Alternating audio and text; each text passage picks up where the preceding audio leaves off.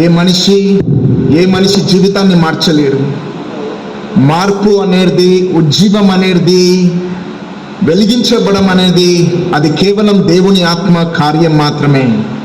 ఏ మనిషి చేయలేడు.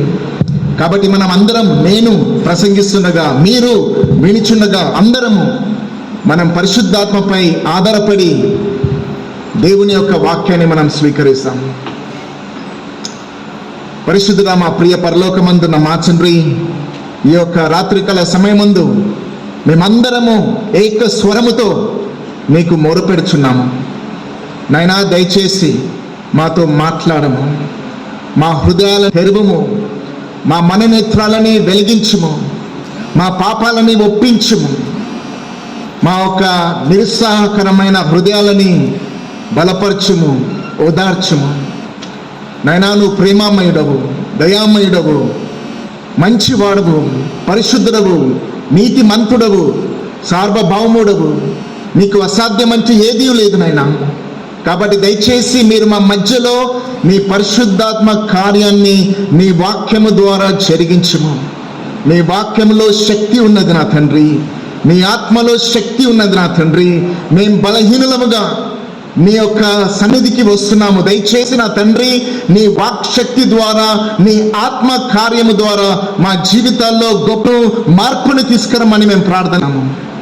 నాయనా, శ్రద్ధగా నీ వాక్యాన్ని వినుటకు, నీ యొక్క ఆత్మవించుటకు ఈ యొక్క రాత్రికాల సమయం మందు మీరు మాకు సహాయం ఇచ్చి, నేను ప్రసంగం చేసి నీ యొక్క ఆత్మాధీనంలో నన్ను ఉంచు ప్రభువా.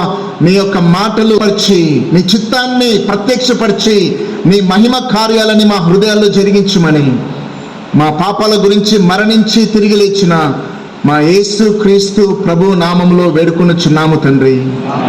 ఆమేన్, ఆమేన్. దయచేసి అందరు కూర్చోనండి.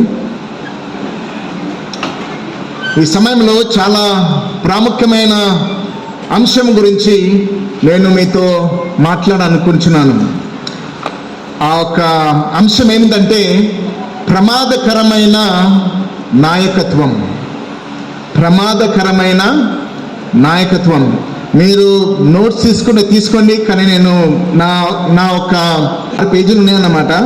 ఇది మొత్తము ట్రాన్స్లేట్ చేసి మరి జిరాక్స్ చేసి మీరు ఈ ప్రసంగం అయిన తర్వాత మీకు బ్రదర్స్ అందిస్తారు. కాబట్టి మీరు నోట్స్ తీసుకోండి. మీరు తీసుకోకపోయినా పర్వాలేదు, మీకు ఈ నోట్స్ మీకు అందుబాటులో ఉన్నది.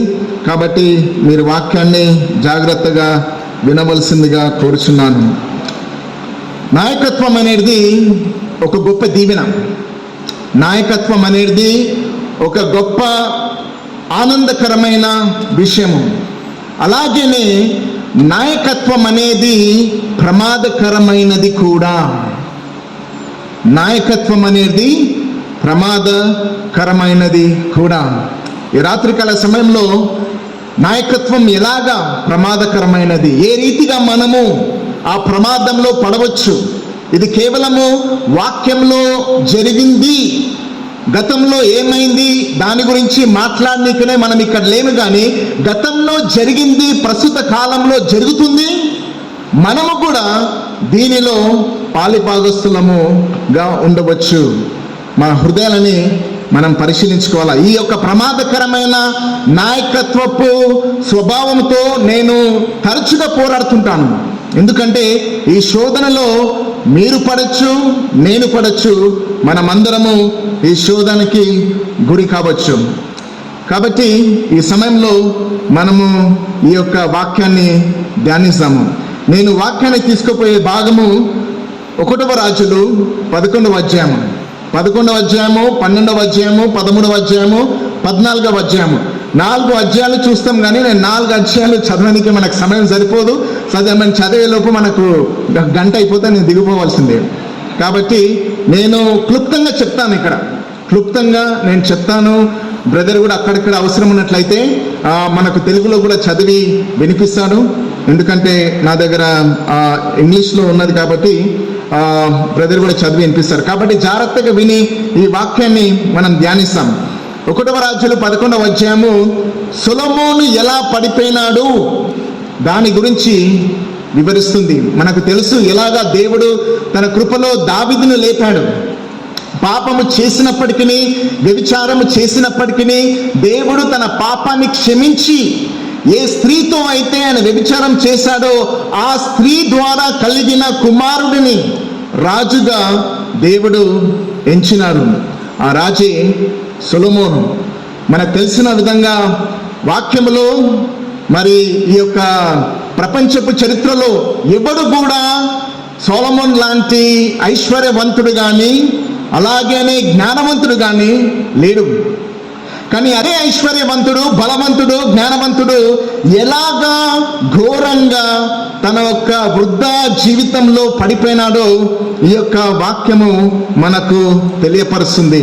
అదే ఇక్కడ మనం చూస్తాము 1వ రాజులు 11వ అధ్యాయము ఎలాగా సొలొమోను మరి అన్య దేశాలకు చెందిన స్త్రీలతో వివాహం చేసుకున్నాడు. ఫరో కుమార్తె మరి ఎంతో మంది అన్య దేశస్థులైన స్త్రీలతో ఆయన మోహపుతో కలిగిన సంబంధాన్ని పెట్టుకున్నాడు. నాకు చాలా మంచిగా అనిపిస్తుంది. ఇంగ్లీష్ బైబిల్లో లవ్ అని ఉంటుంది, హీ లవ్డ్ మెనీ వైఫ్స్ అని. కానీ తెలుగు బైబిల్లో ఆయన అనేక స్త్రీలను మోహించినాడు అనే పదం వాడబడింది. ఆ యొక్క మోహము ద్వారా అనేక మందిని పెళ్లి చేసుకున్నాడు. ఎంత ఆశ్చర్యకరమైన విషయం ఏంటంటే 700 భార్యలను కలిగి ఉన్నాడు. అసలు వాళ్ళ పేర్లు కూడా తెలుసలేదు నాకు. 700 భార్యలంటే మాటలా? అలాగనే మరి 300 ఉపపత్నులు, కాంక్యుబైన్స్, సుమారు 1000 మంది స్త్రీలతో సంబంధం కలిగి జీవించిన వ్యక్తి. అలాగనే దేవుని వాక్యం చెప్తుంది. దాని తర్వాత 7వ వచనం నుండి 11వ అధ్యాయము 7వ వచనం నుండి మనకు ఏం తెలియపరుస్తుందంటే ఎలాగా ఈ స్త్రీలు, ఈ అన్య దేశపు స్త్రీలు సొలొమోను యొక్క హృదయాన్ని ఎలాగా తప్పుదారిలో నడిపించారు, ఎలాగా త్రిప్పివేసినారు, ఎలాగా ఆకర్షించినారు.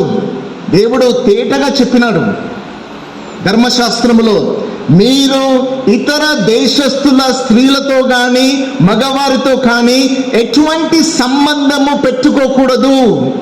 మీ కుమారులని వారికి ఇవ్వకూడదు, మీ కుమార్తెలను వారికి ఇవ్వకూడదు, మీ గోత్రంలోనే వివాహము చేసుకోవాలని దేవుడు ఆజ్ఞాపించాడు. కానీ సొలొమోను, ఇంత మహాజ్ఞాని కలిగిన సొలొమోను దేవుని మాట వినలేడు. తన వృద్ధాప్యంలో మరి ఘోరమైన పాపము చేసి కేవలము ఈ యొక్క స్త్రీలని వివాహం చేసుకోవడం మాత్రమే కాదు, దేవుని వాక్యం ఏం చెప్తుందంటే ఈ స్త్రీలు తన హృదయాన్ని త్రిప్పివేసినప్పుడు అతడు విగ్రహారాధనకు గురైనాడు. ఎవడైనా ఊహించగలడాన్ని? ఇటువంటి మహాజ్ఞాని అయిన సొలొమోను విగ్రహారాధన ఎలా చేయగలడు? మనం ఊహించలేము.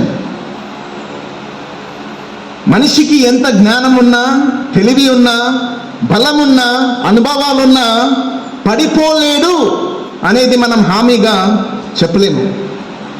మొదటి స్థితి చాలా బాగుంది కాబట్టి ఆయన అంతం వరకు చాలా మంచిగా ఉంటాడని కూడా మనకు హామీ ఏదీ లేదు. ఇక్కడ మనం చూస్తున్నాం ఏంటంటే ఆయన ఉన్నత స్థలాలలో ఆయన భార్యని పెళ్లి చేసుకున్నాడు, ఉన్నత స్థలాలలో బలిపీఠాలు కట్టినాడు. ఆయన బలిపీఠాలు కట్టడమే మాత్రమే కాకుండా దేవుని వాక్యం ఏం తెలియపరుస్తుందంటే ఆయన అర్పణలు మరి బలి అర్పణలు ఈ యొక్క విగ్రహారాధనలకు అర్పించినాడనేది దేవుని వాక్యము తెలియపరుస్తుంది. ఈ పాపము చేసినప్పుడు దేవుని వాక్యము ఏమి చెప్తుందంటే దేవుడు రోషం కలిగినాడు, దేవునికి ఉగ్రత వచ్చింది, దేవునికి కోపం వచ్చింది. ఆయన అప్పుడు సొలొమోనుకు గొప్ప హెచ్చరిక ఇచ్చినాడు. ఏమని చెప్పినాడంటే నీవు దావీదులాగా నాకు భక్తితో సమర్పణ కలిగి జీవించలేవు కాబట్టి, నా కట్టడలని నువ్వు విరగొట్టినావు కాబట్టి, ఏ విగ్రహారాధన అయితే నేను చేయొద్దు అని చెప్పినానో నువ్వు చేసినావు కాబట్టి నీ రాజ్యం పైన శాపాన్ని దేవుడు తీసుకొచ్చినాడు. ఆ శాపము ఏమిటంటే 3 శత్రువులని ఆయన లేపినాడు. దేవుని వాక్యం చెప్తుంది ఇక్కడ. ఒకతనేమో ఇంగ్లీష్లో హదదు అని తెలుగు బైబిల్లో ఉంది. దాని తర్వాత రేజోను, దాని తర్వాత చాలా ప్రాముఖ్యమైన వ్యక్తిని దేవుడు లేపినాడు, అతనే యెరోబాము. 3 వ్యక్తులను లేపినాడు. మనం లేపడమే మాత్రమే కాకుండా దేవుడు ఏం చెప్పినాడంటే, నీ రాజ్యాన్ని, నువ్వు చేసిన పాపాన్ని బట్టి నీ రాజ్యాన్ని నేను చీల్చి వేస్తాను అని దేవుడు ప్రవచించినాడు. ఆ ప్రవచనము సొలొమోను మరణం తర్వాత నెరవేర్చబడింది. దేవుడు ఏమి చెప్పినాడంటే, నీ దాసుడైన యెరోబాము, అసలు యాక్చువల్లీ యెరోబాము అని పేరు చెప్పలేడు, కేవలం నీ దాసునికి ఇస్తాను చెప్పినాడు. నీ దాసునికి 10 గోత్రాలు ఇస్తాను, కానీ దావీదు నా సేవకుని బట్టి నీ రాజ్యాన్ని నేను సమస్తము నాశనము చేయకుండా 1 గోత్రాన్ని నేను నీకు ఇస్తాను, నీ యొక్క రాజ్యం కొనసాగుతుంది అని దేవుడు ప్రవచించినాడు. దాని తర్వాత మనము ఈ యొక్క ప్రవచనము ఎలా నెరవేర్చబడిందో 1వ రాజులు 12వ అధ్యాయంలో మనం చూస్తాము. మరి సొలొమోను చనిపోయిన తర్వాత ఇజ్రాయేల్ ప్రజలు రెహోబాము మరి సొలొమోను కుమారుడు, మరి అన్య దేశస్థురాలైన అమోనీయ స్త్రీకి పుట్టినవాడిన రెహోబాము అతని దగ్గరికి వచ్చి వాళ్ళు ఒక విన్నపం తీసుకొచ్చినాడు. ఏంటంటే, నీ తండ్రి ఎంతో భారమైన కాడి మా పైన పెట్టినాడు, దాన్ని తేలికగా చెయ్యి, మా జీవితం అంతా నీకు రుణపడి సేవ చేస్తాము అని రెహోబాముకు చెప్పినాడు. రెహోబాము అప్పుడు మరి వృద్ధులైన జ్ఞానులైన వారికి సలహా అడగగా, ఆ వృద్ధులు ఏం చెప్పినారంటే, అనుభవాజ్ఞులు ఏం చెప్పినారంటే, వాళ్ళు చెప్పింది చెయ్యి, వాళ్ళకి దాసులుగా ఉండు, వాళ్ళు మేలుకోరు, జీవితాంతం వారు నీకు రుణపడి నీకు సేవ చేస్తారన్నారు. కానీ అప్పుడే ఆ యవనస్తులు కూడా ఉన్నారు ఆయన చుట్టూ. వాళ్ళు ఏమన్నారంటే, లేదు, నీ తండ్రి బలమైన కాడి పెడితే కాడిని ఇంకా పెంచు అని చెప్పేసి తప్పుడు సలహాలని ఈ యొక్క రెహోబాముకి ఇచ్చినాడు. కాబట్టి ఈ యొక్క అనుభవం కలిగిన ఈ వృద్ధుల జ్ఞానాన్ని ఆయన వినకుండా యవనస్తుల ఒక సలహాను విని వారికి ఏమి చెప్పినాడంటే, నా తండ్రి మీకు ఇచ్చిన బరువైన కాడి కంటే దాన్ని రెట్టింపు భారాన్ని నేను పెంచి మీ పైన ఏలుతానని చెప్పి రెహోబాము చెప్పినాడు. ఆ చెప్పినందుకు, ఈ యొక్క కాడిని పెంచినందుకు, మరి యొక్క పాలసీలు చాలా హార్ష్గా కఠినమైన పాలసీలు పెంచినందుకు ఇజ్రాయెల్ ప్రజల్లో ఉగ్రత వచ్చి 10 గోత్రాలు రెహోబాము మరి దావీదు ఒక రాజ్యం నుంచి బయటికి వచ్చి ఏం చెప్పానంటే, నీతో మేమేం సాంగత్యం ఉండదు, నువ్వు మా పైన ఏలకూడదు, మా రాజ్యము మా దేశాన్ని మేము కట్టుకుంటాము, మీతో మాకు ఏ సంబంధం లేదని ఈ 10 గోత్రాలు బయటికి వచ్చినప్పుడు మరి ఈ యొక్క 10 దేశము, ఈ యొక్క 10 గోత్రాలు ఉత్తర దేశంగా మారినది, దాన్ని ఇజ్రాయెల్ అని చెప్పేసి అంటారు. మరి ఈ యొక్క గోత్రము అది దక్షిణ దేశముగా మార్చబడింది. అప్పుడు మనము ఈ యొక్క ప్రాముఖ్యమైన వ్యక్తిని గురించి మనం చూస్తాము. ఆ ప్రాముఖ్యమైన వ్యక్తి పైననే ఈ యొక్క రాత్రికాలపు సందేశము ఆధారపడి ఉంది. ఆ వ్యక్తి ఎవడంటే యెరోబాము. ఎప్పుడైతే ఈ యొక్క రాజ్యము విభజించబడిందో, ఈ యొక్క 10 గోత్రాలకు ఇశ్రాయేలు ప్రజల పైన యెరోబాము రాజైనాడు. మరి రెహోబాము మరి దక్షిణ దేశము యూదా పైన ఆయన రాజుగా ఏలినాడు.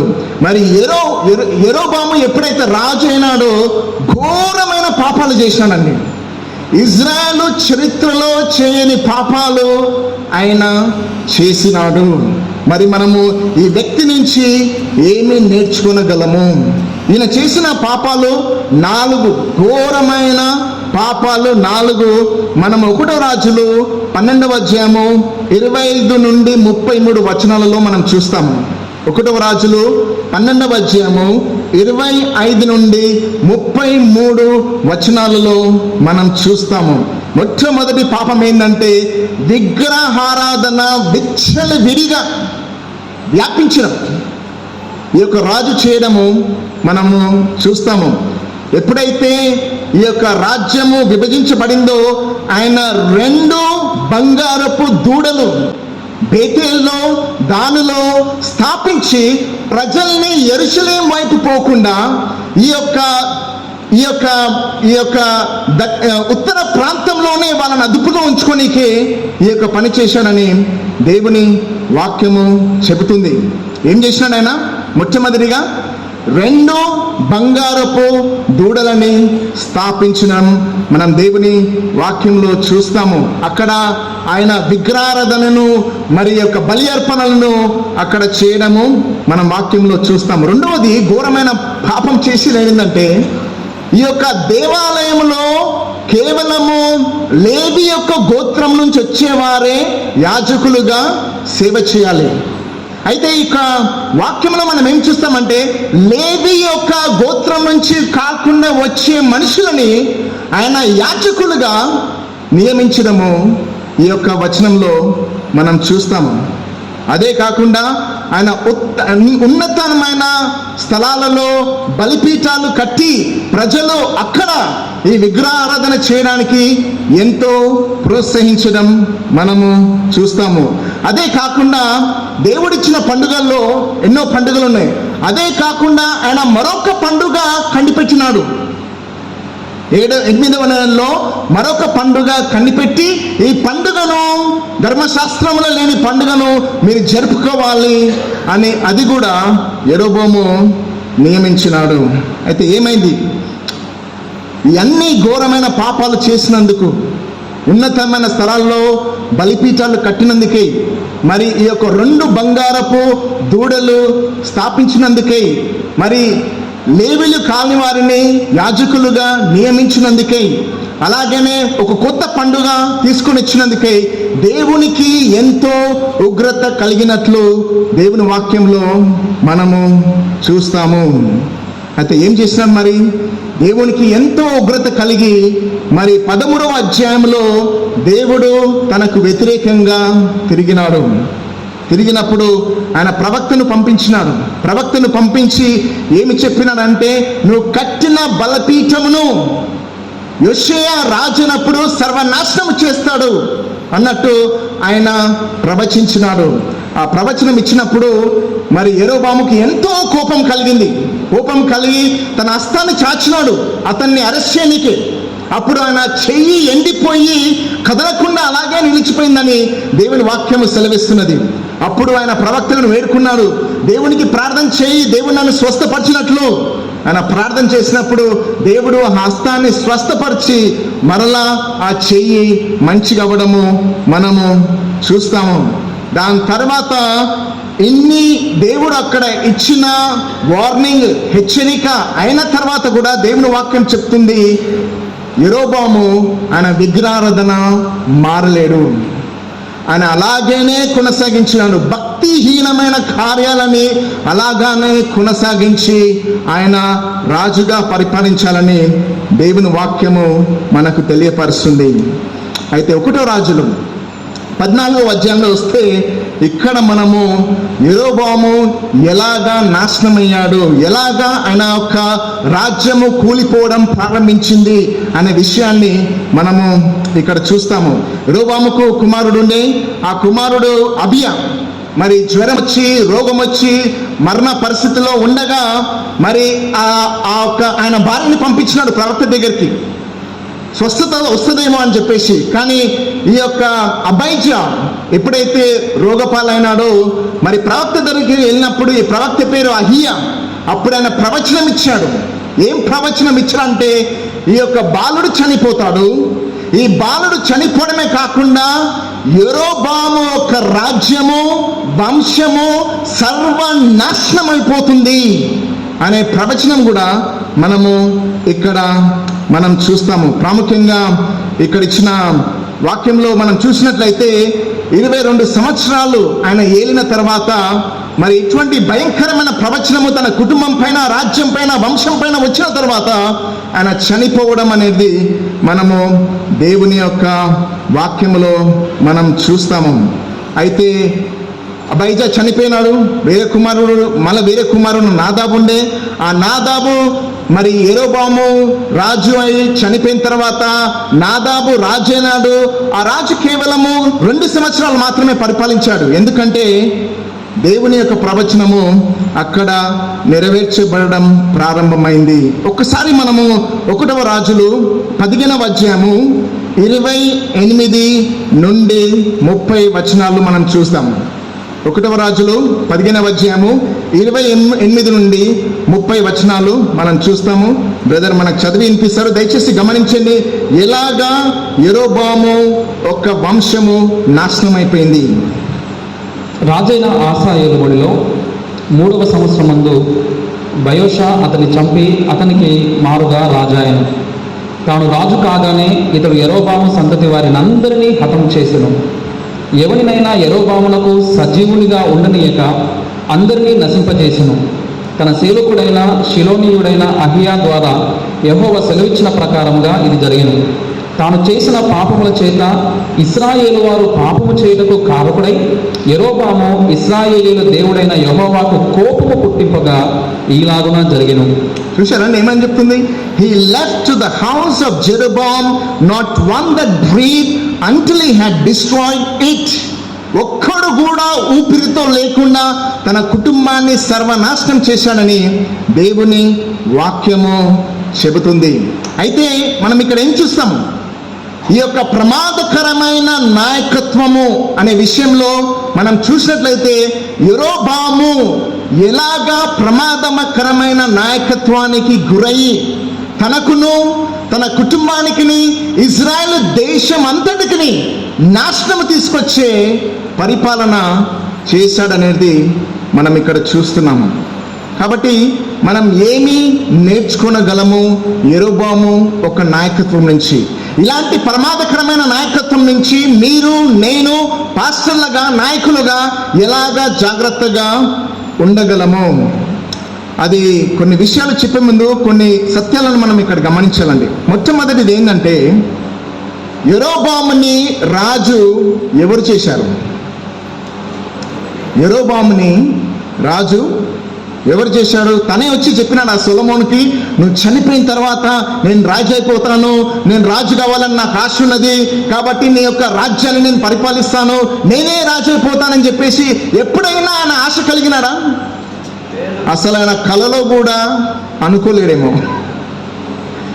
ఆయన ఏదో అయిదామని ఏదో చేస్తామని వెళుతుండగా ప్రవక్త వచ్చి చెప్పినాడు ఏంటంటే, దేవుడు నిన్ను రాజుగా ఎన్నుకొనబోతున్నాడు, దేవుడు నిన్ను దీవించబోతున్నాడు, దేవుడు నీ కుటుంబాన్ని స్థాపించబోతున్నాడు, దేవుడు నీ ద్వారా ఒక గొప్ప రాజ్యాన్ని లేపబోతున్నాడు అనే విషయాన్ని మనము ఇక్కడ చూస్తాము. దేవుడే యెరోబాముని రాజుగా ఎంచుకున్నాడు. ఆ ప్రవచనం రావడం అనేది మనము చూస్తాము. ఎందుకనగా దేవుడు శపించిన సొలొమోను చేసిన పాపాన్ని తన ఒక రాజ్యాన్ని క్షపించి ఆ యొక్క ప్రవచనాన్ని నెరవేర్చిన కొరకు యెరోబాముని రాజుగా లేపడం అనేది మనము చూస్తాము. అయితే ఇక్కడ ప్రశ్న ఒకటి చాలా జాగ్రత్తగా వినాలండి. ఒకవేళ దేవుడే ఇతన్ని రాజుగా ఎంచినట్లయితే, మరి దేవుడే ఇతన్ని తన ఒక మనిషిగా ఆ రాజ్యంలో నిలబెట్టినట్లయితే, మరి యెరోబాము ఈ యొక్క 2 బంగారపు తూడల్ని ఎందుకు స్థాపించినాడు? ఎందుకు ఉన్నత స్థలాల్లో ఈ బలిపీఠాలని కట్టినాడు? ఎందుకు లేవి యొక్క గోత్రం నుంచి లేని మనుషులని యాజకులుగా ఎందుకు ఎన్నుకున్నాడు? ఎందుకు ఈ యొక్క కొత్త పండుగను సృష్టించినాడు? ఇవన్నీ ఎందుకు చేసినాడు? ఇంకో మాటలో చెప్పాలంటే, ఈ కథలు ఎందుకు పడినాడండి? ఇవన్నీ ఈ డ్రామాలు ఎందుకు ఆడినాడు? ఈ కథలు ఎందుకు పడినాడు? ఇవన్నీ ఎందుకు తెలుసా అండి?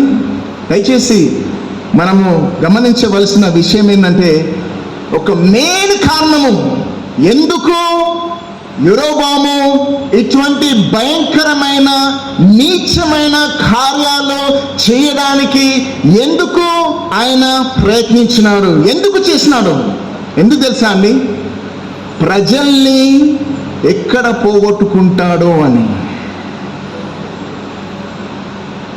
ప్రజల్ని ఎందుకు ఎట్లా వదులుకుంటాడో అనే ఒక భయంతో.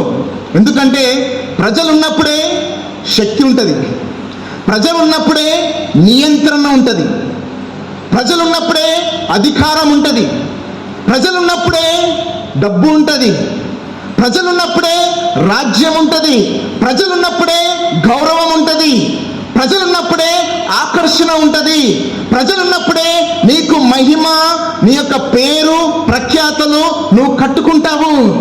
ప్రజలు పోతే నీ గతేమిటి? ప్రజలు పోతే నీ నియంత్రణకు ఏమైతుంది? నీ డబ్బుకి ఏమైతుంది? నీ ఆస్తికి ఏమైతుంది? నీ యొక్క పేరు ప్రఖ్యాత సంపదలకు ఏమవుతుంది? ప్రజలు చాలా ప్రాముఖ్యమైన ఘటన. ఆ భయంతోటి ఆయన ఏం చేసినాడు? ఇవన్నీ చేసినాడు. దేవుడు ద్వితీయోపదేశ కాండంలో ధర్మశాస్త్రంలో ఒకటి చెప్పినాడు. ఏం చెప్పినాడంటే, ఒక ఆజ్ఞ, ప్రాముఖ్యమైన ఆజ్ఞ ఏమిచ్చినాడంటే, నేను ఎన్నుకొనిన స్థలములోనే మీరు ఆలయాన్ని కట్టాలి, నాకు ప్రార్థన చేయాలి, నా ముఖాన్ని వెతకాలి, నాకు బలి అర్పణలు ఇవ్వాలి అని యెరూషలేమును దేవుడు ఎన్నుకున్నాడు. అయితే ఈ యెరూషలేం ఎక్కడ పోయింది? ఎప్పుడైతే ఈ యొక్క తెలంగాణ ఆంధ్ర డివైడ్ అయినప్పుడు అందరి టెన్షన్ ఎక్కడైంది తెలుసా అంటే, ఇప్పుడు హైదరాబాద్. ఈ హైదరాబాద్ ఎవరు పోతుందరా నాయన? ఇప్పుడు హైదరాబాద్ అనేది పెద్ద మనీ మేకింగ్ సిస్టమ్, అదొక పెద్ద టెన్షన్. అదే టెన్షన్ ఆ కాలంలో కూడా అయిందండి. ఈ యొక్క రాజ్యం విభజించబడినట్లయితే, ఉత్తర ఒక ప్రాంతంలో దేశంలో ఈ 10 గోత్రం ఉన్నట్లయితే, ఈ యొక్క దక్షిణ ఒక దేశంలో మరి ఒక గోత్రం ఉన్నట్లయితే, మరి అక్కడనే ఎక్కడ ఉంది యెరూషలేము? ఎక్కడ ఉంది? దక్షిణ ప్రాంతంలో యెరూషలేము ఉంది. యెరూషలేం చాలా ప్రాముఖ్యమైనది. ఎందుకు? యెరూషలేంలోనే దేవుని యొక్క మందిరం ఉన్నది.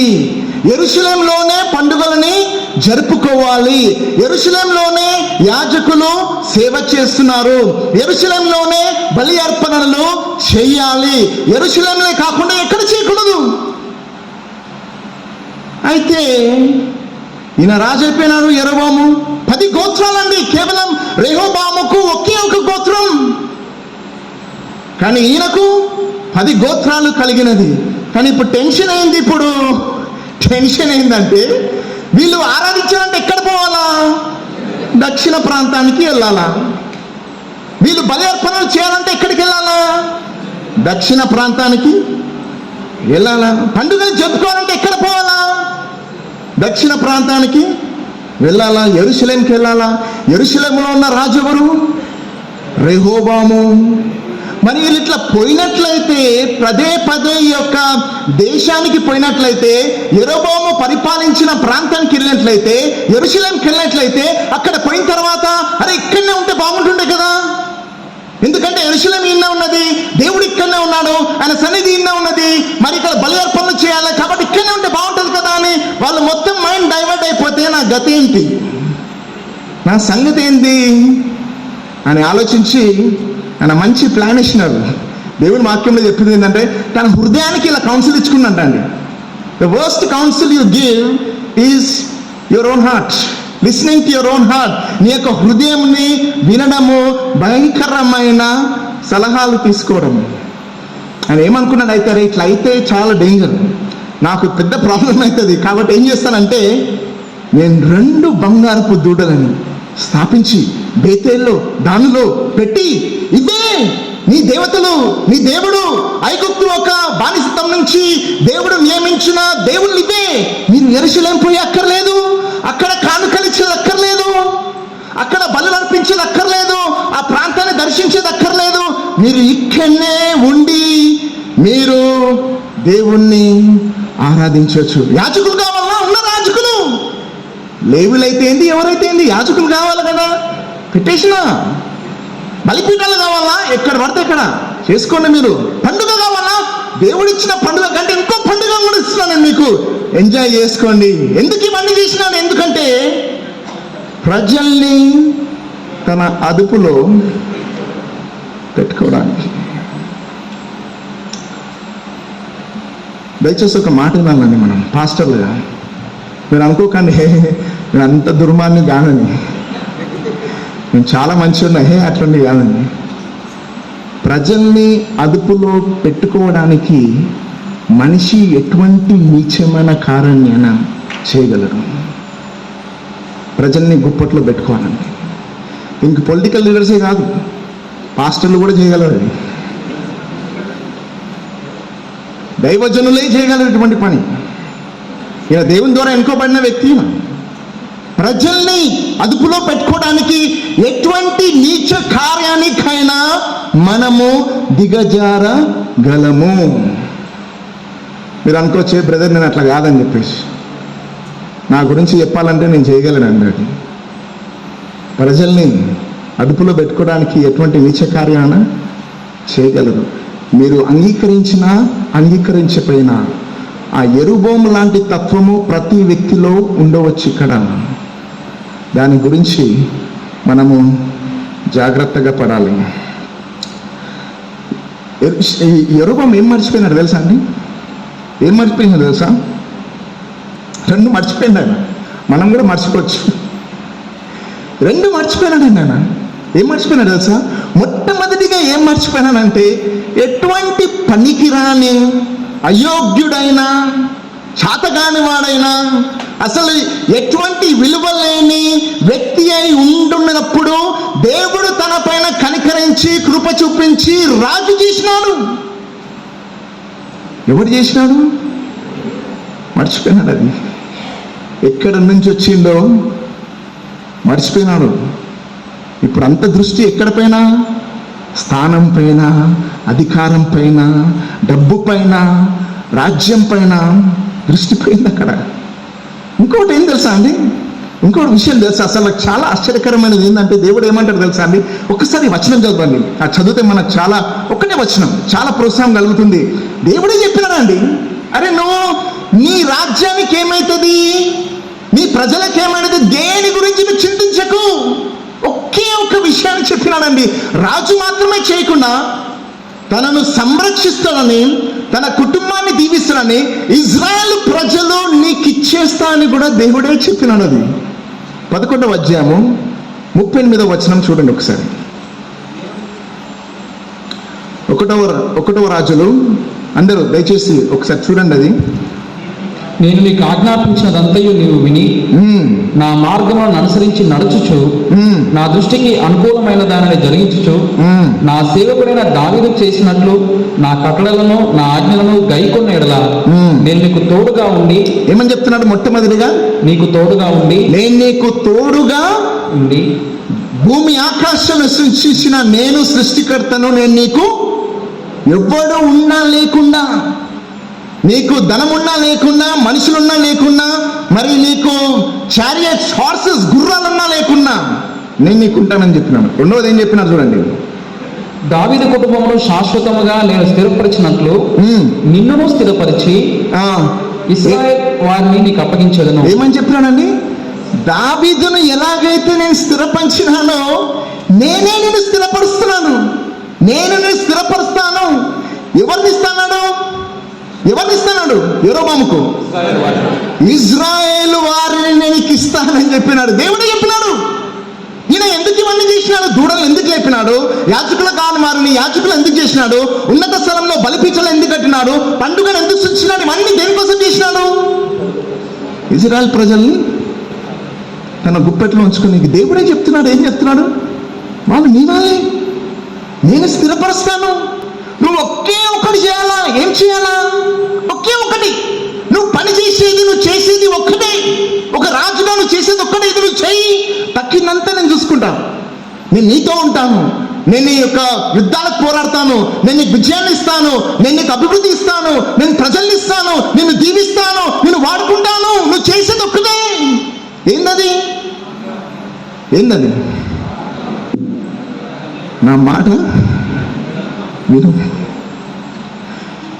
నా మాట మనకు అది ఒక్కటి రాదు. నువ్వేమని చెయ్యి, నువ్వేమని చెయ్యి. మరణం నుంచి మనుషులను లేపుతా, ప్రవచనాలు ఇస్తా, దెయ్యాలలో కొడతా, సంఘాలను స్థాపిస్తా, ప్రసంగాలు ఇస్తా. ఎలా ఇస్తా అంటే పౌలు కూడా పరిచయం అవుతారు. అసలు అరే ఇటువంటి ప్రసంగికులు కూడా ఉన్నారా మన దగ్గర అని చెప్పేసి ఏమంటే చేస్తా నేను. కానీ ఒక్కటి మాత్రం అడగ ప్రభు, ఏంటది? నీ మాట వినడు. మనిషి ఎప్పుడైతే ఇది చేయడో డ్రామాలు చేయడం స్టార్ట్ చేస్తాడండి. డ్రామాలు చేయడం. ఈ డ్రామాలు మనం అందరం చేయొచ్చండి. యెరొబోము అని అనుకోకండి. యెరొబోము మర్చిపోయినట్లు మనం కూడా మర్చిపోతాం. ఏమని? ఒకప్పుడు పాపులం మనం కదండి, ఎటువంటి అర్హత లేని వారం, పాపులము. అసలు ఎక్కడికి వెళ్ళాలా మనము? ఏ అర్హత ఉన్నది? ఏ అర్హత ఉంది మనకు? ఏమన్నా అర్హత ఉందంటే అది ఏంది? నరకానికి పాత్రలు అయ్యేవారము, అగ్నిలో సర్వనాశనం కావాలా, పాపంలో బానిసత్వం ఉన్నాం మనము, నరకానికి పాత్రలను మనము. అటువంటి స్థితి నుంచి వచ్చినాము. ఈరోజు ఎవడైనా మనల్ని పాస్టర్ అనకపోతే సహించలేము మనం. నన్ను గౌరవించవా? నాకు ఇదా నువ్వు రెస్పెక్ట్ ఇచ్చేది? మర్చిపోయినావా బ్రదర్? నీ గతి మర్చిపోయినావా?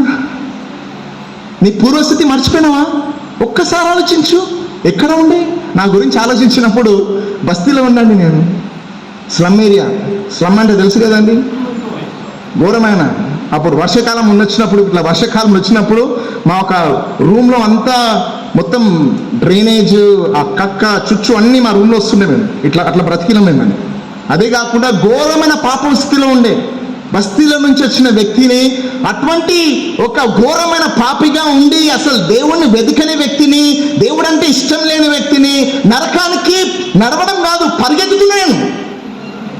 ఒలింపిక్స్ రన్నింగ్ టువర్డ్స్ హెల్, అటువంటి వ్యక్తిగా ఉండే. అటువంటి నీచమైన, దుర్మార్గమైన, అయోగ్యుడైన, అర్హత లేని, భయంకరమైన వ్యక్తిని దేవుడు కనికరించి ఈ యొక్క వ్యక్తిని రక్షిస్తే ఈరోజు లేనిపోని డ్రామాలు ఇవ్వగలుగుతాడండి. మర్చిపోతాం బ్రదర్, మర్చిపోకండి దయచేసి. పూర్వస్థితిని మర్చిపోకండి. ఎక్కడ నుంచి ఏ ఒక్క మురికి నుంచి మనం వచ్చినామో దయచేసి ఎప్పుడు మర్చిపోదండి. ఎప్పుడైతే అది మర్చిపోతామో డ్రామాలు చేయడం స్టార్ట్ చేస్తామండి మనం. కేవలం రక్షించడం మాత్రమే కాకుండా, యేసుక్రీస్తు ఒక విమోచన కార్యము ద్వారా దేవుని కనికరించి మనం రక్షించడం మాత్రమే కాకుండా, పాస్టర్లని చేయడానికి దేవుడు సంఘాన్ని ఇచ్చినాడండి. ఆయన సంఘాన్ని కాయుటకు, తన రక్తముతో కొన్న సంఘానికి కాయుటకు, తన యొక్క శరీరమును కాయుటకు, తన పెళ్లి కుమార్తెను కాయుటకు, తన పిల్లల్ని కాయుటకు దేవుడు మనల్ని పాస్టర్లుగా నియమించినాడు. దేవుడే తన కృపలో నియమించినాడు. దాని తర్వాత దేవుడు అంటాడు, నేను దీవిస్తాను, నేను వాడుకుంటాను, డ్రామాలు చేసే అవసరం లేదు. అరే నేను వాడుకుంటే ఎవడాపుతాడు? ఎవడాపుతాడు చెప్పు అసలు? నేను తొక్కితే ఎవడు లేపగలుగుతాడు? నిన్ను లేపితే ఎవరు తొక్కగలుగుతాడు? ఎవడు చేయలేడు. ఏమనుకుంటున్నావు? నన్ను భూమి ఆకాశాలను సృష్టించిన నేను యెహోవాను. నేను అనుకుంటే ఏమైనా చేయగలను. ఎర్ర సముద్రాన్ని చీల్చగలను, సూర్యుడిని ఆపగలను, మనుషుల్ని మరణం నుంచి తిరిగి లేపగలను. ఎటువంటి పనికిరాని, ఎటువంటి గుర్తులేని అబ్రహాము లాంటి వ్యక్తిని కూడా సర్వ జనాలకు, దేశాలకు తండ్రిగా నిలబెట్టే సమర్థులను. ఎందుకు డ్రామాలు చేయడము? డ్రామాలు చేసి పైకి రావాలని ఎందుకు అనుకుంటాము?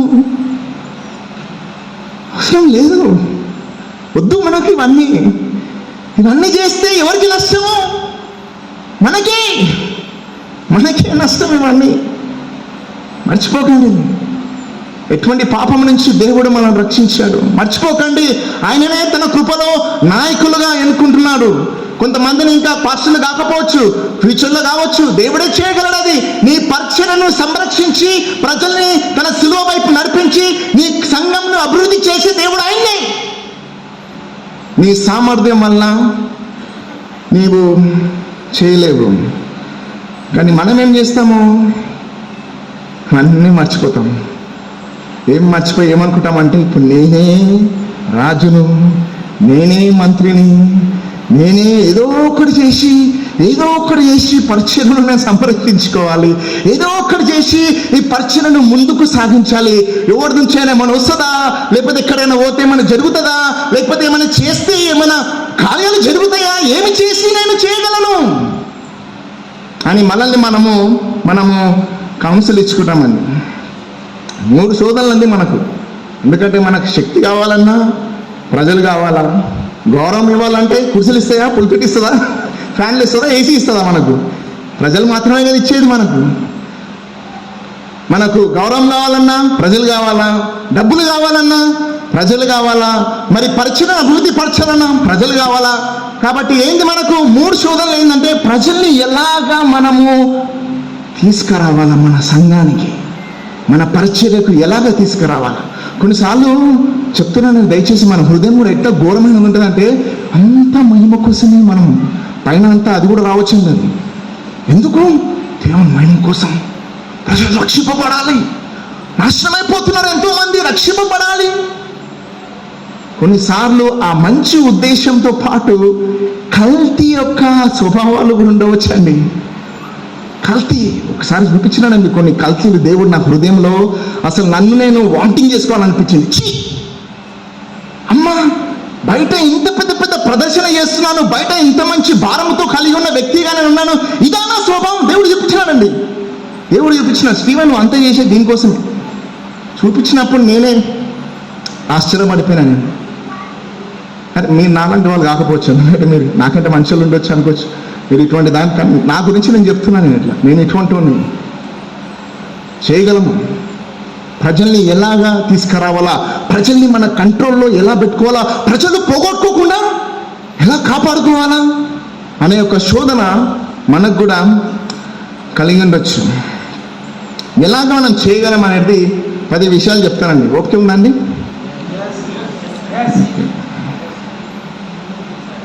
రైట్.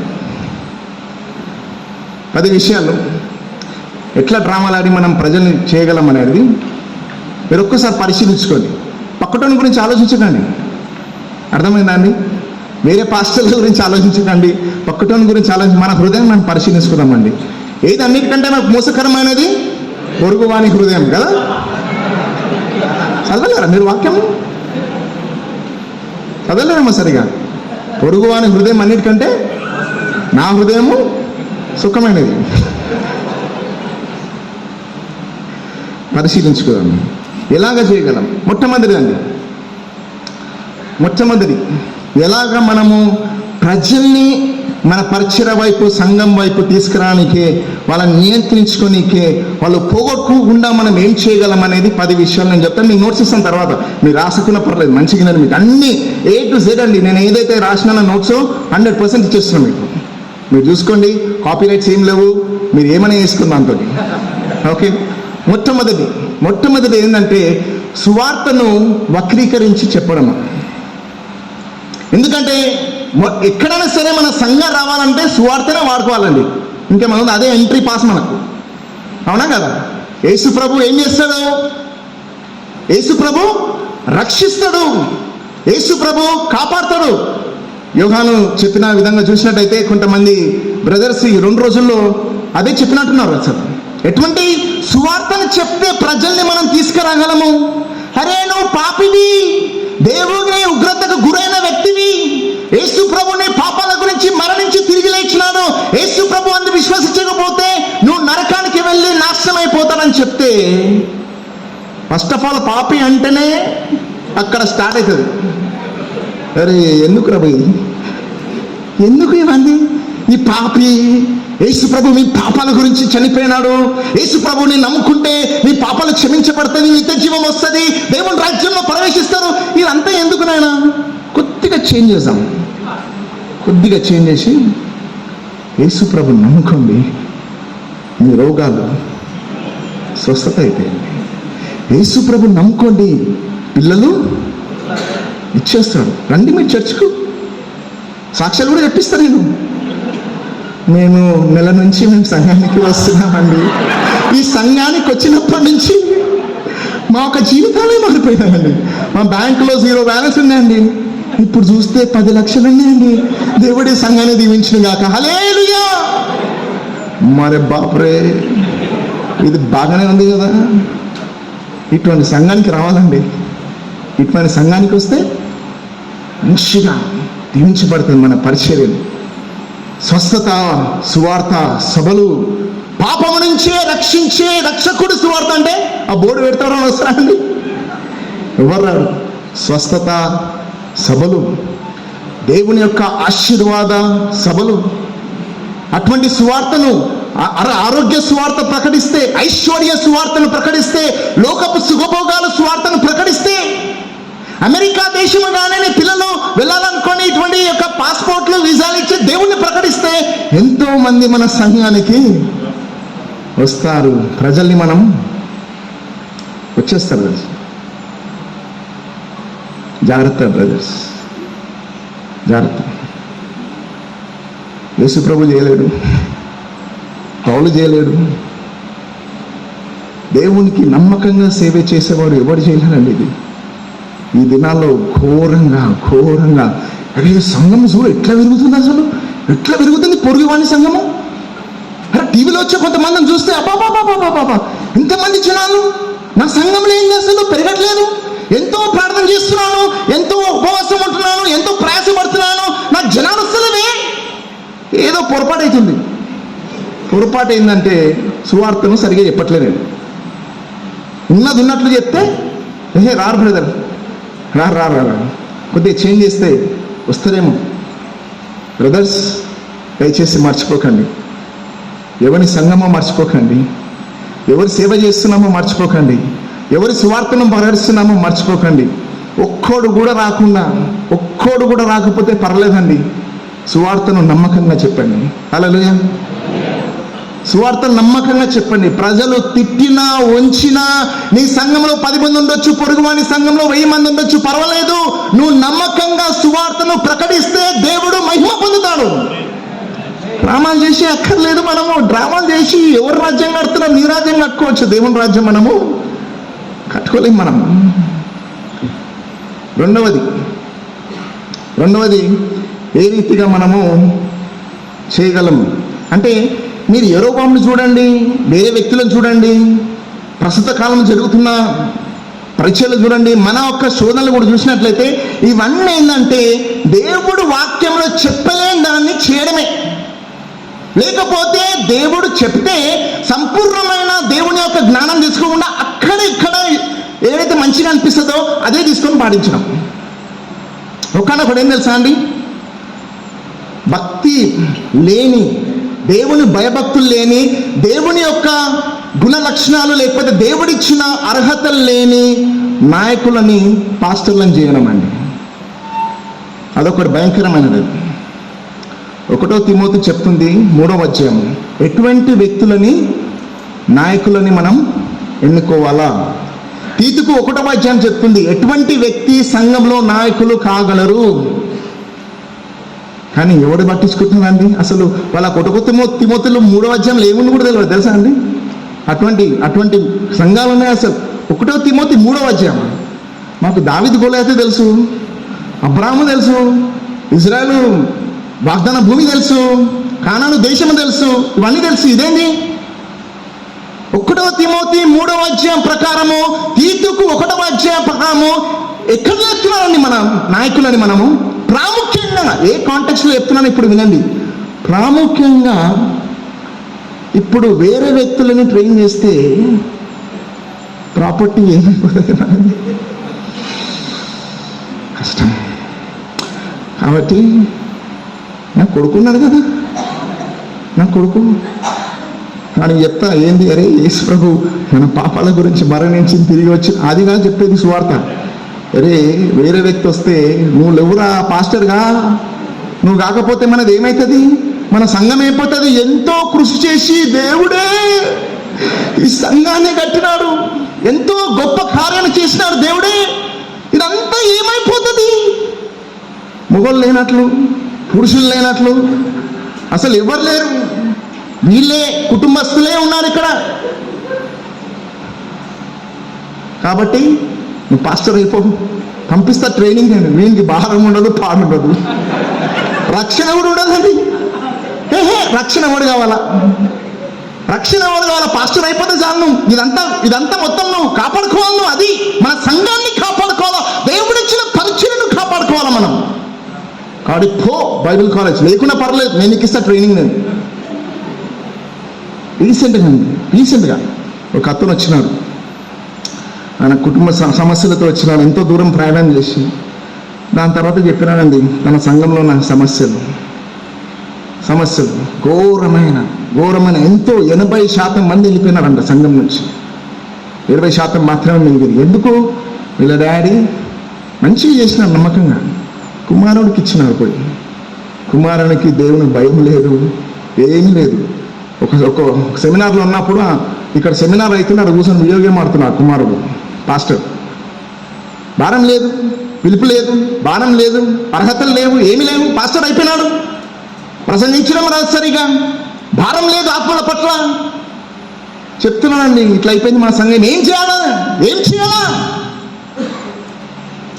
ఎవడు చెప్పినాడండి? ఈ కుటుంబస్తుల మాత్రమే మీ పరిచయం. ఎన్నో సంఘాలు తెలుసా అండి, సర్వనాశనం. నేను 25 సంవత్సరాల పైగా నేను క్రైస్తవ జీవితం చూస్తున్నానండి. నేను సంఘాలని ఎలాగా నాశనం అయిపోతున్నాను. ఎందుకు? కుమారుల చేతులలో పరిచయను పెట్టడం. రక్షణ లేదు కొంతమందికి రక్షణ ఉన్న అర్హతలు లేవు. కేవలం బై డిఫాల్ట్ కుమారుడు కాబట్టి, లేకపోతే కొంతమంది కుమార్తెలు కాబట్టి ఇచ్చేస్తున్నారు అంతే. ఎందుకు? ప్రజల్ని పరిచయల్ని మన కుటుంబ గుప్పెట్లో పెట్టుకోవాలా. ఇది నీ సొత్తా లేకపోతే దేవుని సొత్తా? నీ సంఘమా లేకపోతే దేవుని సంఘమా? నీ పరిచర్యనా లేకపోతే దేవుని పరిచర్యనా? ఎవరి కోసము ప్రయాసపడుతున్నాం? ఇది మనము. నాకు 2 కుమారులు ఉన్నారండి. ఫస్ట్ నుంచి చెప్పిన నేను 2 చెప్పినాను. ఒకటి ఏంటంటే, నువ్వు క్రైస్తవుడు కాదని చెప్పిన. నా కుమారుడు కాబట్టి క్రైస్తవుడు. నువ్వు పాపివి, అర్థమైందా? నువ్వు మారు మనసు పొందినప్పుడే, రక్షణ పొందినప్పుడే నువ్వు క్రైస్తవుడు అవుతాయని చెప్పిన. రెండవది చెప్పిన, నిన్ను మాత్రం ఆ సంఘంలో లీడర్ చేయని చెప్పిన. మీరు చేస్తే బయటికి వెళ్ళి చేసుకోండి. అంటే అందరు చేయాలనట్లేదని, ఒక మాదిరికరంగా ఉండాలని. కొంతమంది కుమారులు నిజంగానే అర్హతలు ఉండొచ్చు, నిజంగానే రక్షణ పొంది అలాగనే బైబిల్ పరమైన అర్హతలు కూడా ఉండొచ్చు. తప్పేం లేదు. కానీ జరుగుతున్న ఈ యొక్క దాని గురించి విచారపడి కొద్దిగా నేనైనా కొద్ది రెవల్యూషన్ తీసుకొచ్చి ఒక మాదిరికరం ఉందామని చెప్పిన. నువ్వు చేస్తే నువ్వు బయట కలిగి నీకు ట్రైన్ చేసి పంపిస్తారు. కానీ బయట ఇక్కడ కాదు. నాతో పాటు కష్టపడి ఎంతో మంది పురుషులు కానీ మరి సేవకులు కానీ లేకపోతే ఎంతో నమ్మకంగా ఉన్నారు, వాళ్ళకి ఇస్తే కానీ మీకు మాత్రం ఇయ్యనే చెప్పేసిన. ఆస్తి రాసి ఇచ్చేసిన. ఏ ఆస్తి మీరే కట్టుకోవాలా.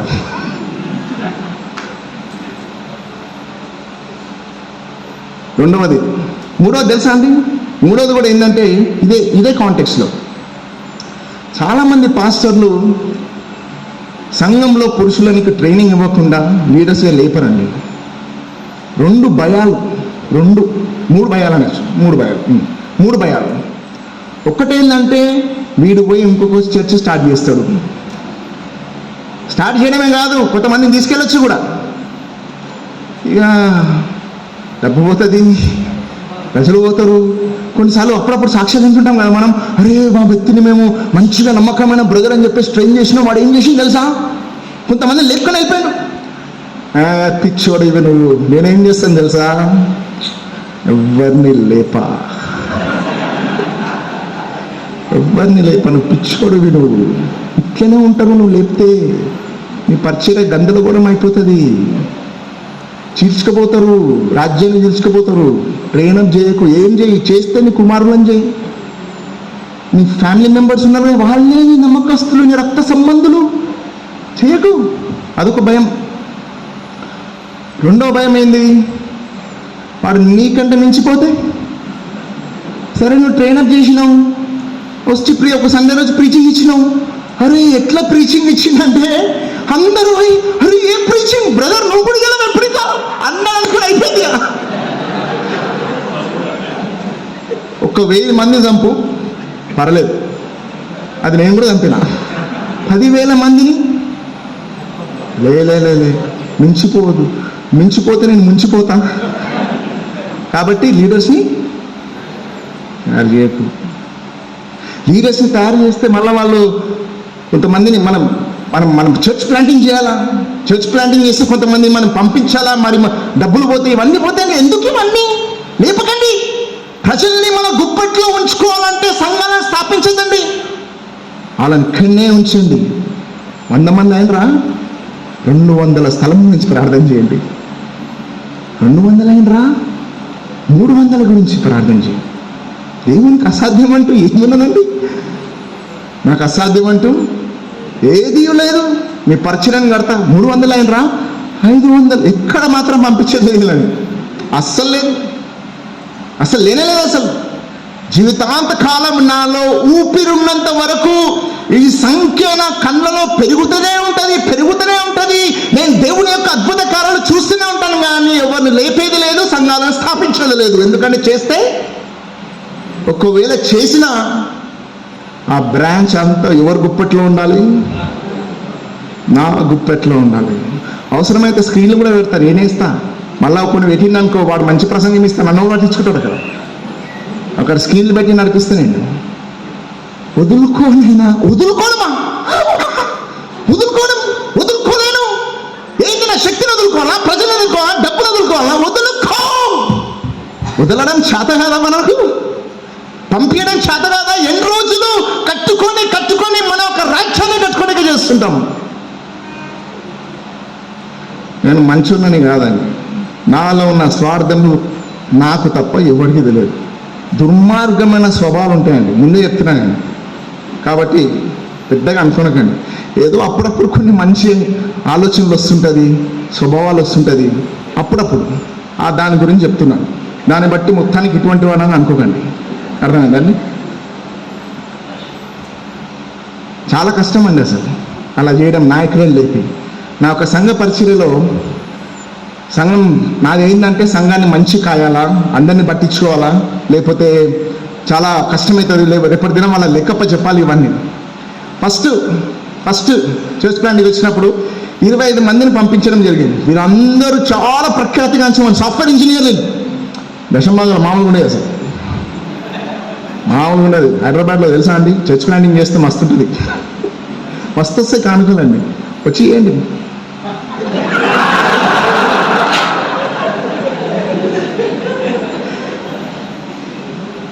నిత్యమైన స్వభావాలు. 25 మందిని పంపించేయడం జరిగిందండి. ఒక 2 బ్రదర్స్ని పంపించేసిన. వాళ్ళు అసలు ఎంత సపోర్ట్ అంటే, వాళ్ళు పోయినప్పుడు అనుకుని అందరూ అడిగారు, అరే ఇప్పుడు ఎట్లా నీకు ఏమవుతుంది బ్రదర్స్ పంపిస్తే? ఇంకోటి బ్రాంచ్ కాదు ఇది. కొంతమంది అంటారు బ్రాంచ్లో ఎన్ని బ్రాంచ్లు ఉన్నాయని. అండి ఒక్క బ్రాంచ్ లేదంటున్నాను, అన్ని ట్రీలే, అన్ని వృక్షాలే, బ్రాంచ్లు ఏమి లేవు మనకు. అది పేరు కూడా పెట్టుకోదని వార్నింగ్ ఇస్తున్నాయి. నా ఈ సంఘం అంతే, మీరు అది మీ సంఘము, నీ పరిచర్య. ఇవ్వని ఒక పదం వాడింది, ఏం పదం కానీ అది? సెల్ఫ్ గవర్నింగ్, స్వయం పరిపాలన కాదు, ఏమో డేంజర్. సెల్ఫ్ గవర్నింగ్, అది నీ పరిచర్య, నీది. నీ కానుకలు ఇచ్చే అవసరం లేదు. అసలు కానుకలు కూడా అడగను, ఇప్పుడు కూడా అడగను. మళ్ళీ హీరో అనుకోకండి దయచేసి, డేంజర్ మనిషి నేను. కొన్ని మంచి కార్యాలే చెప్తున్నాను, దాన్ని బట్టి మొత్తం వేయకండి, రేటింగ్ వేయకండి 5. అర్థమవుతుందని. మళ్ళీ దాని తర్వాత లాస్ట్ ఇయర్ బ్రదర్ ఉండే మనకి శంకర్ బ్రదర్ 45 మందిని పంపించడం జరిగిందండి మా సంఘం నుంచి. 45 పీపుల్.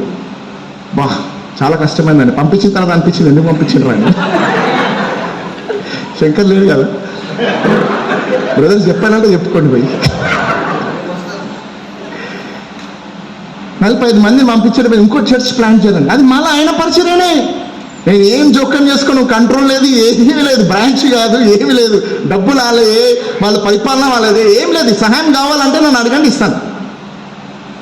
కష్టమండి, కష్టం. కానీ దేవుని రాజ్యం గురించి ఆలోచించాలంటే మనం నాయకులను లేపాలా, సంఘాలను స్థాపించాలా. లేపడానికి పోవడం కారణం ఏంటంటే చాలా మందికి అభద్రత. అందరికి అనట్లేదు, చాలా మందికి. జాగ్రత్తగా ఉండాల. నాలుగవది ఏంటంటే ఎలాగ చేసుకోవాలా ఒక్కొక్కటి ఆలోచిస్తున్నప్పుడు ఈ దినాల్లో ఏం జరుగుతుందంటే, ఈ సోషల్ మీడియాలో సెలబ్రిటీ కావాలని అందరికీ చిలగొట్టిందండి. అందరు గోకుడు సోషల్ మీడియాలో ఇది కావాలా, అరే మనం వేస్తే యూట్యూబ్లో అసలు ఏంది, అసలు వ్యూస్ వస్తే 10,000 20,000 ఎలాగ చేయగలుగుతాం అట్లా? కొంతమందికి తెలుసా అండి, కొంతమంది డబ్బులు ఇస్తే 10,000 కూడా ఇస్తారంటారు వ్యూస్. అట్లా మీకు కావాల్సి చెప్పండి, నేను వాళ్ళకి గిరాకిస్తాను కొద్దిగా. వాళ్ళు మంచిగా 10,000 తీసుకుంటారంట, మీకు 50,000 వ్యూలు వస్తుందంట. ప్రసంగం వేసేయండి, వాళ్ళకి డైరెక్ట్ చేస్తే వాళ్ళు వేసేస్తారు. మీరు హీరోలు అయిపోతారు మీరు సోషల్ మీడియాలో.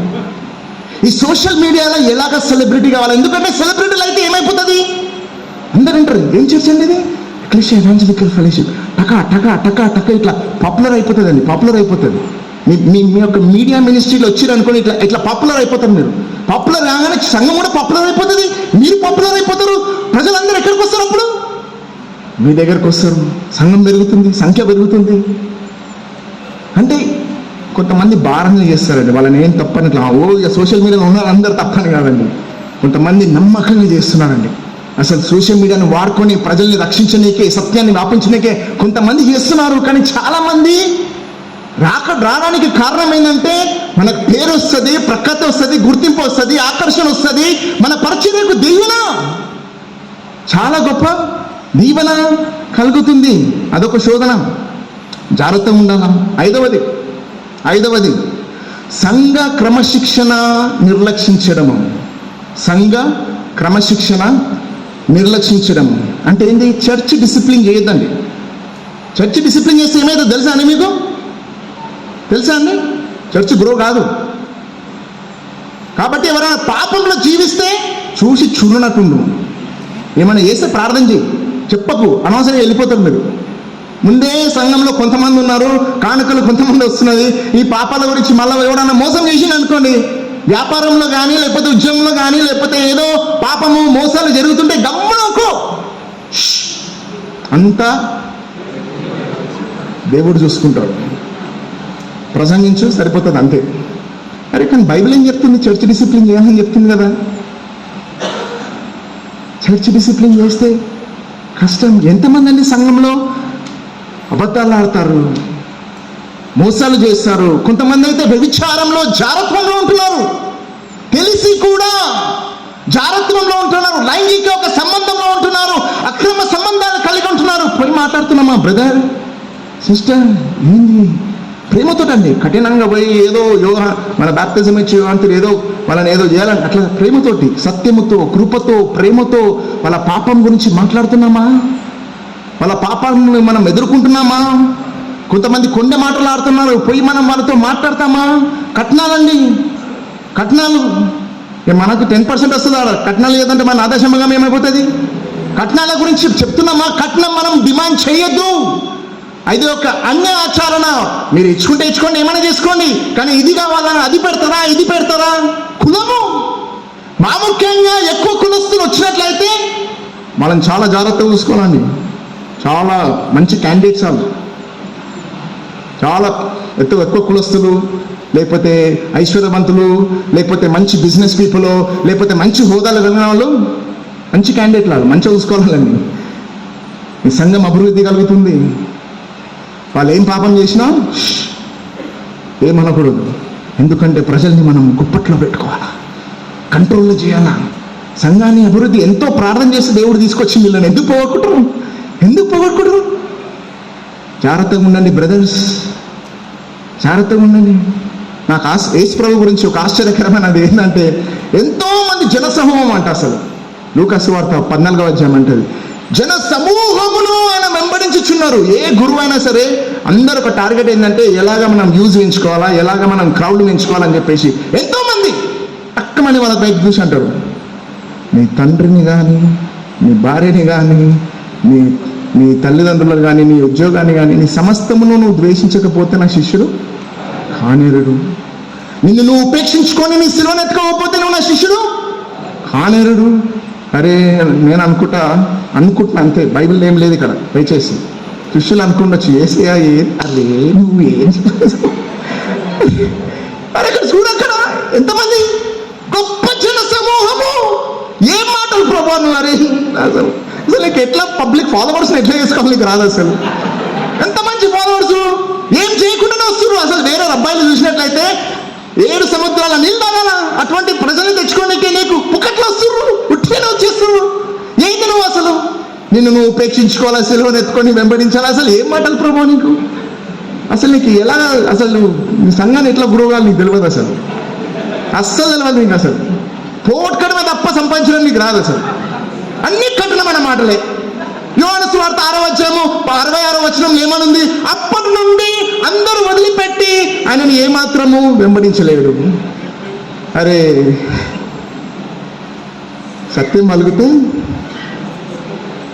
పోతారండి, కానీ నమ్మకస్తులు కూడా నిలిచిపోతారు. నీకు ఎవరు కావాలా?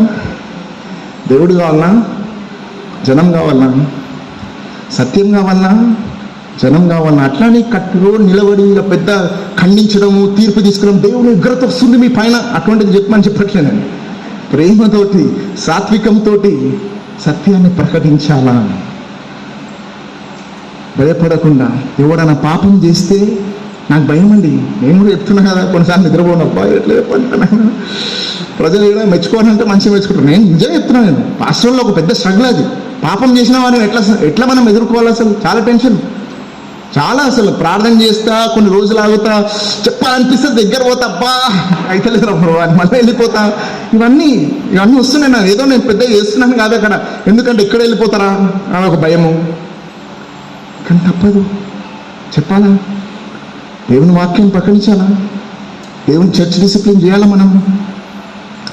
6వది ఎలా చేయాలండి? 6వది మనం ముగింపుకు వస్తున్నాం, తొందరగా చెప్పేస్తున్నాను. ఎంటర్టైనింగ్ వరల్డ్ మ్యూజిక్ అండి. ప్రజల్ని మనం మంచిగా తీసుకోవాలంటే మ్యూజిక్ ఎట్లుండాలా? ఇళయరాజా లాగా ఉండాలా, కిరవాణి లాగా ఉండాలి. అసలు ఈ బ్యాండ్ బాజాలు పెట్టుకుంటూ వస్తే దినాలు ఎవరు వస్తారండి? కాబట్టి మనము మంచి లైటింగ్ పెట్టాలా. స్టేజ్ ఎట్లుండాలంటే ఇట్లా రాగానే వాళ్ళు చూసి అబ్బా ఇది సంఘం ఇట్లుండాలి అసలు.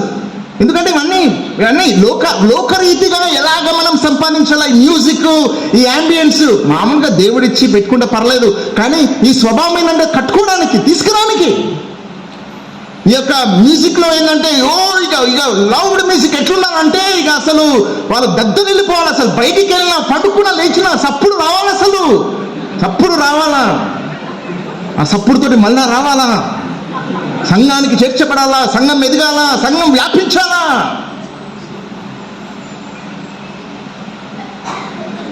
ఒక వ్యక్తి అన్నాడు, నువ్వు లోకరీతి పద్ధతులను వాడుకొని ప్రజలను ఆకరించినట్లయితే లోకరీతి ప్రజలే వస్తారు, ఆత్మీయులు రారు. వాళ్ళు నీకు ముందే కూర్చుంటారు, రేపు పెడతాను పరిచయం చేస్తారు, రేపు పెడతాను. 7వది by preaching to the felt needs of the people. అంటే ఏంటంటే ప్రజలకు ఏదైతే శారీరక అవసరతలు ఉన్నాయో దాని గురించే ప్రసంగించు నువ్వు. సండే వాళ్ళకి ఏదైతే అవసరమో దాని గురించి, వాళ్ళు ఏదైతే అవసరం అనుకుంటారో దాని గురించే ప్రసంగించు. మొత్తం వాక్యము ఒక పుస్తకం తీసుకుని, నేను ఈరోజు అసలు మా సంఘం పెరగట్లేదండి, హీబ్రూస్ ప్రసంగిస్తున్నాను. అసలు హీబ్రూస్ ఎన్ని చాప్టర్స్ ఉన్నాయండి? ఇంతమంది ఆలోచిస్తున్నారు ఎక్కడుందా? హెబ్రీయులు అంటారు. 13 అధ్యాయం చెప్పిందండి, 13 అధ్యాయం ఉన్నా. ఇప్పుడు నేను ఏం రివైవల్ వచ్చింది సార్ మా సంఘంలో. అరే మనకి బ్రదర్ ఏం ప్రసంగాలు ఇస్తున్నారు? ఇవన్నీ ఆశీర్వాదం గురించి చెప్పండి. నేను కొన్నిసార్లు కొంతమంది టెలివిజన్ ఓపెన్ గానే this is the day God is going to bless you అని తక్కువ పని చేస్తాను. ఇదే రోజు, ఈ రోజు నీ రోజు, ఆశీర్వాదపు రోజు. ఇటువంటి ప్రసంగాలు ఇస్తే ప్రజలు మంచిగా ఉజ్జీవింపబడతారు, దేవుని సన్నిధి వచ్చేస్తుంది, వాళ్ళు ఆత్మ యొక్క దీవెన వస్తుంది, వాళ్ళు మరలా వస్తూనే ఉంటారు. ఒక బుక్ తీసుకొని 1వ అధ్యాయం నుంచి 2, 3, 4, 5 దేవుని యొక్క సంపూర్ణమైన ప్రసంగాలు ఇస్తే కష్టం బ్రదర్. కొన్ని మంచి చెప్పండి, జోకులు చెప్పండి. మీరు అసలు జోకులు చెప్తే తెలుసా నిద్రపోయడం లేస్తాడు. అసలు నేను చెప్తున్నా, ఒకసారి వాక్యం చెప్తుంటే నిద్రపోతున్నాడు. కథలు చెప్పగానే శక్తి దేంట్లో ఉంది? కథల్లో, జోకులో. అవి చెప్పండి, వాక్యం ఎందుకు చెప్పాలా? కాబట్టి జోకులు, అనుభవాలు, స్టోరీలు ఒకప్పుడు స్టార్ట్, వాక్యం ఏముండదు, లాస్ట్లో చూస్తే. ఎలాగా ఇవన్నీ ఎందుకు చేస్తున్నాడు తెలుసా అండి? ప్రజల్ని ఎలాగా గుప్పెట్లో పెట్టుకోవాలి.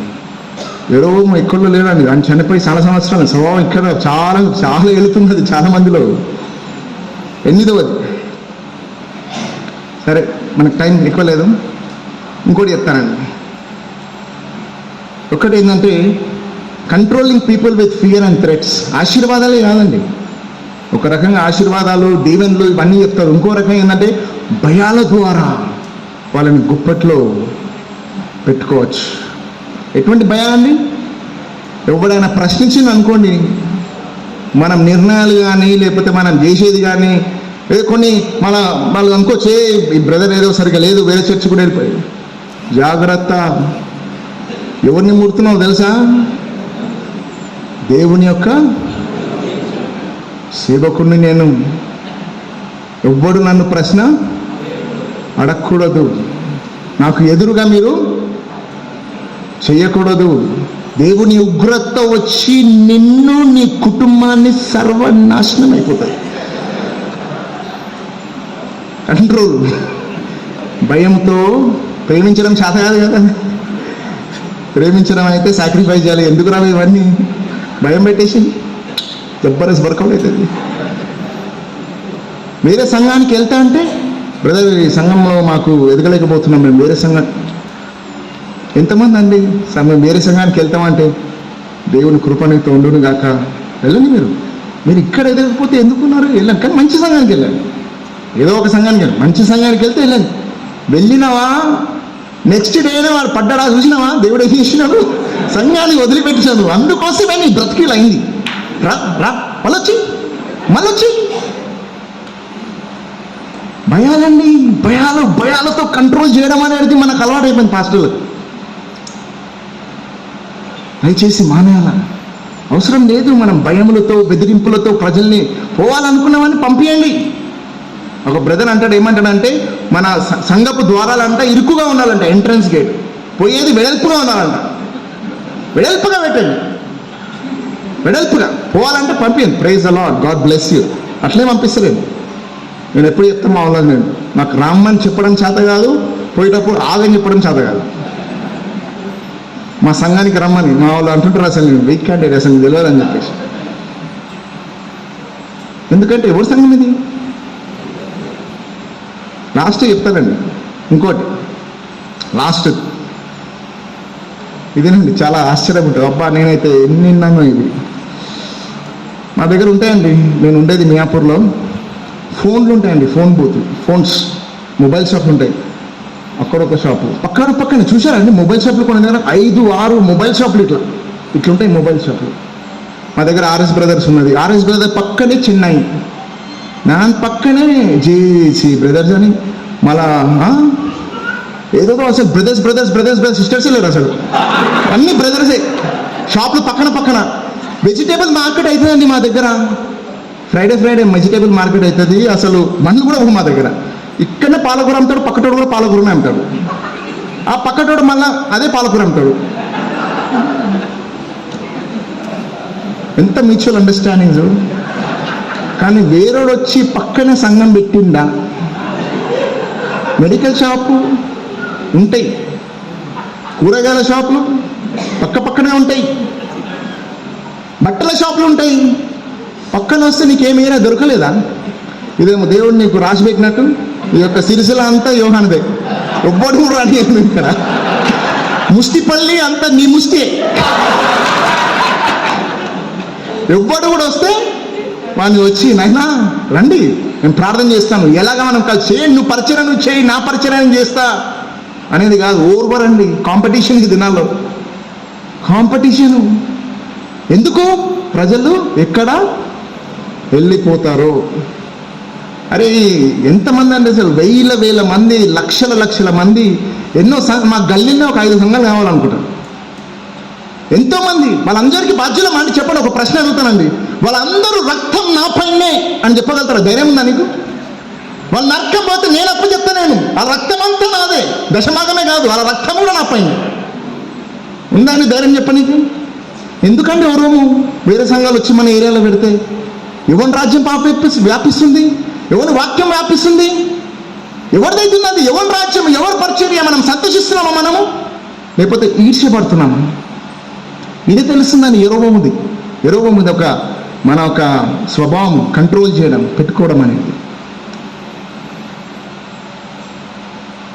లాస్ట్కండి ఈ వచనాలు చెప్తాను, వినండి దయచేసి జాగ్రత్తగా. మత్తయి సువార్త 10వ అధ్యాయం 18వ వచనంలో యేసుప్రభు ఒక మాట అన్నాడు. ఏమని చెప్పినాడండి? నా సంఘాన్ని నేను ఎవరు కడతానండి? సంఘమును నేను కడతాను. నువ్వేం టెన్షన్ తీసుకోకు, నువ్వు మొయ్యలేవు కూడా ఆ భారాన్ని. సంఘం అంటే భారం అసలు మొయ్యకు, మోస్తే క్రష్ అయిపోతావు వల్ల. నేను కడతాను, నేను నీతో ఉన్నాను. పౌలు అంటాడు ఇక్కడ 1 కొరింథీ 3:5-7 ఎవడు పౌలు ఎవరు అపోలో, నేను విత్తినాను, ఒకడు నీళ్లు పోసినాడు, అసలు దాన్ని ఫలభరితంగా చేసేది ఎవరు? దేవుడే ఫలభరితంగా చేస్తాడు, నువ్వు కాదు చేసేది.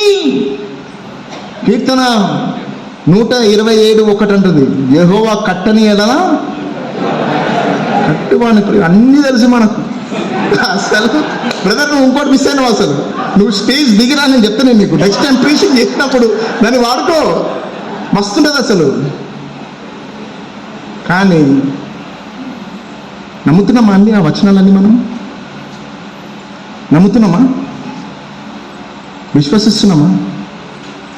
దేవుడు నన్ను రక్షించినాడు, సేవలో పిలిచినాడు, అంతమ వరకు నన్ను వాడుకుంటాడు. నేను చేసేది కథలు పడే అవసరం లేదు, దేవునికి నమ్మకంగా ఉంటాను.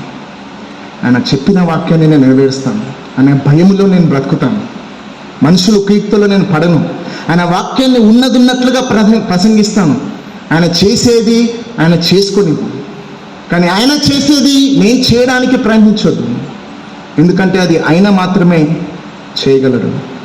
ఆ ఒక్క మనస్తత్వంతో స్వభావంతో మనం సేవ చేసినట్లయితే ప్రమాదకరమైన నాయకుల నుంచి మనం దూరంగా ఉంటాం, ప్రమాదకరమైన నాయకత్వం నుంచి మనం దూరంగా ఉంటాం. ఈ డ్రామాలు చేసే మినిస్టర్ నుంచి దూరంగా ఉండి నమ్మకంగా బ్రతికి సేవ చేసి ఆయన నామాన్ని మనం మహిమపరుస్తాం. దయచేసి లేచి మనం అందరం ప్రార్థన చేస్తాం.